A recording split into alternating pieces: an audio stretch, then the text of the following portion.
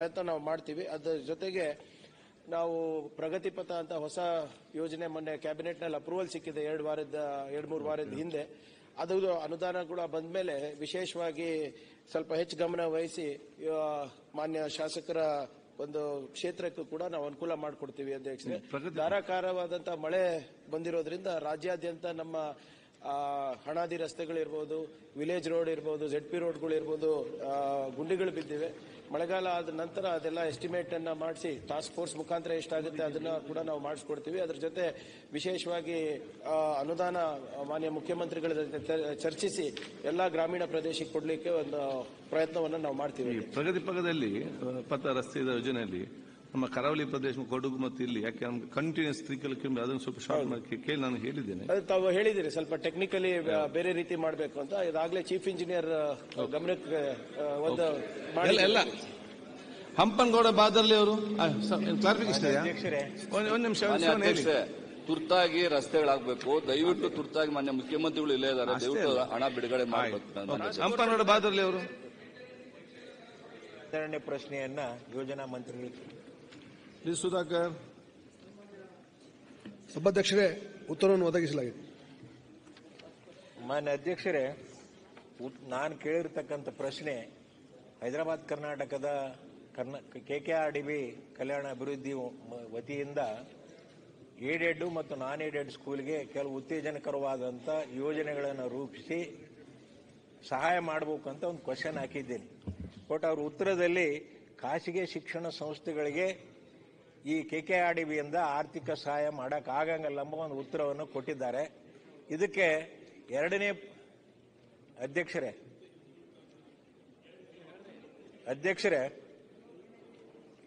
ಎರಡನೇ ಉಪಪ್ರಶ್ನೆಯಲ್ಲಿ ಕೂಡ HK ಪಾಟೀಲ್ರು 1ನೇ ತಾರೀಕು 1/1/2013ರಲ್ಲಿ ಸಚಿವ ಸಂಪುಟದ ಉಪಸಮಿತಿಯ ಅಧ್ಯಕ್ಷರಾಗಿ ಕೆಲವು ಶಿಫಾರಸುಗಳನ್ನು ಮಾಡಿದ್ದಾರೆ. ಕಲ್ಯಾಣ ಕರ್ನಾಟಕ ಅಭಿವೃದ್ಧಿ ಮಂಡಳಿಯಲ್ಲಿ ಕೂಡ ಖಾಸಗಿ ಶಿಕ್ಷಣ ಸಂಸ್ಥೆಗಳು ಏಡೆಡ್ ನಾನ್ ಏಡೆಡ್ ಎರಡಕ್ಕೂ ಕೂಡ ಯೋಜನೆಗಳ ಅನುದಾನವನ್ನು ನೀಡುವುದರ ಬಗ್ಗೆ ಮತ್ತು ಕೆಲವು ಇನ್ಫ್ರಾಸ್ಟ್ರಕ್ಚರ್ ಡೆವಲಪ್ ಮಾಡೋದಕ್ಕೆ ಕೊಡಬೇಕೆಂಬ ಶಿಫಾರಸು ಮಾಡಿದ್ದಾರೆ. ಅದರ ಬಗ್ಗೆ ಉತ್ತರ ಸರಿಯಾಗಿ ಕೊಟ್ಟಿಲ್ಲ. ದಯವಿಟ್ಟು ಮಾನ್ಯ ಮಂತ್ರಿಗಳಲ್ಲಿ ಒತ್ತಾಯ ಮಾಡ್ತಾನೆ. ಈಗೇನು ಏಡೆಡ್ ಸ್ಕೂಲ್ಗಳಿದ್ದಾವೆ, ಆ ಏಡೆಡ್ ಸ್ಕೂಲ್ಗೆ ಬೇಕಾಗ್ತಕ್ಕಂಥ ಕೆಲವು RO ಪ್ಲಾಂಟ್ಗಳು ಇರ್ಬೋದು, ಶೌಚಾಲಯಗಳು ಇರ್ಬೋದು ಮತ್ತು ಬೇರೆ ಬೇರೆ ಪೀಠೋಪಕರಣಗಳು ಇಂಥವಕ್ಕಾದರೂ ಕೂಡ ಏಡೆಡ್ ಸ್ಕೂಲ್ಗೆ ಕೊಡಬೇಕೆಂಬ ಒತ್ತಾಯವನ್ನು ಮಾಡ್ತಾ ಇದ್ದೇನೆ. ಬಿಲ್ಡಿಂಗಿಗೆ ಸನ್ಮಾನ್ಯ ಅಧ್ಯಕ್ಷರೇ, ಅವರ ಮಂಡಳಿಯಲ್ಲಿ ಇದರ ಬಗ್ಗೆ ಒಂದು ನಿರ್ಣಯವನ್ನು ಕೈಗೊಂಡು ಆ ಪ್ರಸ್ತಾವನೆಯನ್ನು ಸರ್ಕಾರಕ್ಕೆ ಕಳಿಸಿದ್ರೆ ಅದಕ್ಕೆ ಕೂಡಲೇ ನಾವು ಮಂಜೂರಾತಿ ಕೊಡ್ತಕ್ಕಂಥ ಕೆಲಸವನ್ನು ನಾವು ಮಾಡ್ತೀವಿ.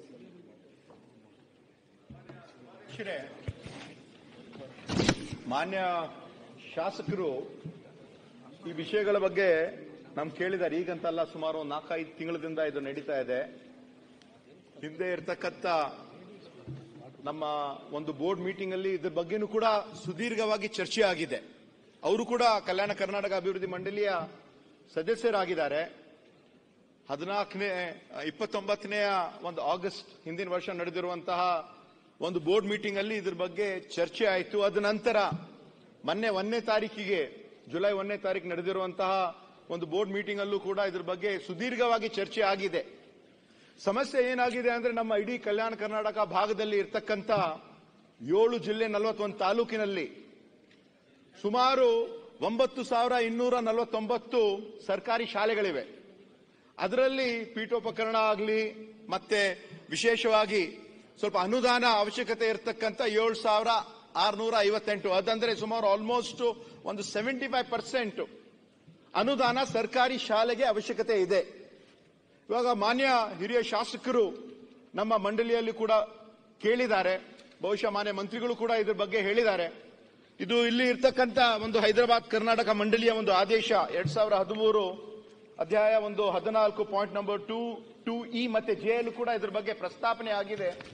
ನಾವು ಮಾನ್ಯ ಮುಖ್ಯಮಂತ್ರಿ ಅವರು ತಮ್ಮ ಒಂದು ವಿವೇಚನಾ ಕೋಟಾ ಮುಖಾಂತರ ಅವರಿಗೆ ಸುಮಾರು 1,95,00,000 ಅನುದಾನವನ್ನು ಮಾನ್ಯ ಶಾಸಕರು ನೀಡಿದ್ದಾರೆ. ಅದರ ಬಗ್ಗೆ ನಾವು ಮಂಡಳಿ ವತಿಯಿಂದ ಮತ್ತೆ ಮಾನ್ಯ ಮಂತ್ರಿಗಳಿಗೆ ಒಂದು ಪ್ರಸ್ತಾಪನೆ ನಾವು ಕಳಿಸ್ತೀವಿ ಅಂತ ತಮಗೆ ಹೇಳಲು ಇಷ್ಟಪಡುತ್ತೇನೆ.